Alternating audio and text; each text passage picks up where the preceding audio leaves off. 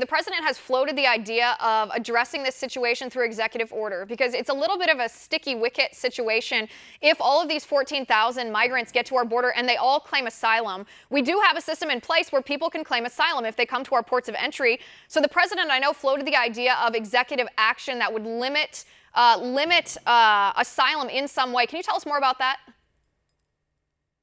Well, what I can tell you is that, one of the most underreported things out there is this caravan actually is breaking international law. Because once they got into Mexico, Mexico offered them asylum there, and they said, no, you can't asylum shop. You can't go from country to country until you find the one you want. So they're breaking international law with the stated goal of coming to this country illegally. Also, one of the things that no one knows is we basically apprehend about 100% of the people who come into this country illegally. The problem is the laws prevent us from sending them home. You'll remember back in the 2000s, there was a huge, massive migration from Mexico. Well, our deal with Mexico is such that we can deport those individuals within a few hours of reaching our borders.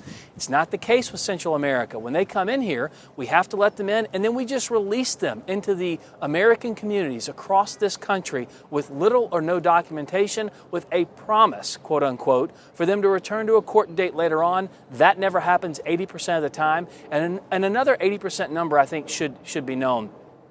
The instances of credible fear claims from people seeking asylum from a danger from their own home country has gone up 1,700% in the last 8 years. That's because the drug cartels, the child smugglers, the human traffickers, they know the rules of this country. They know the way around those rules. They're telling them and coaching them, this is how you break the system. So when they get here, of the 1,700% increase, 80% of those who claim credible fear, once they go in front of an immigration judge, it's proven to be incorrect and false, and they still get released into the country. It is a dangerous situation. We have to stop it.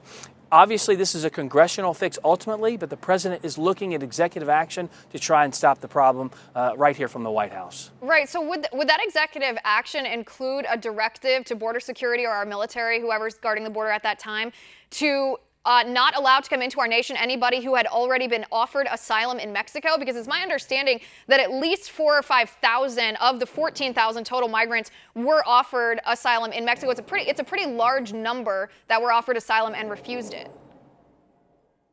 It is, and again, that's breaking international law. I don't want to get ahead of what the president would or wouldn't do. We're having some conversations within the White House to try and figure out exactly what we can do as they head this way and try to break our laws.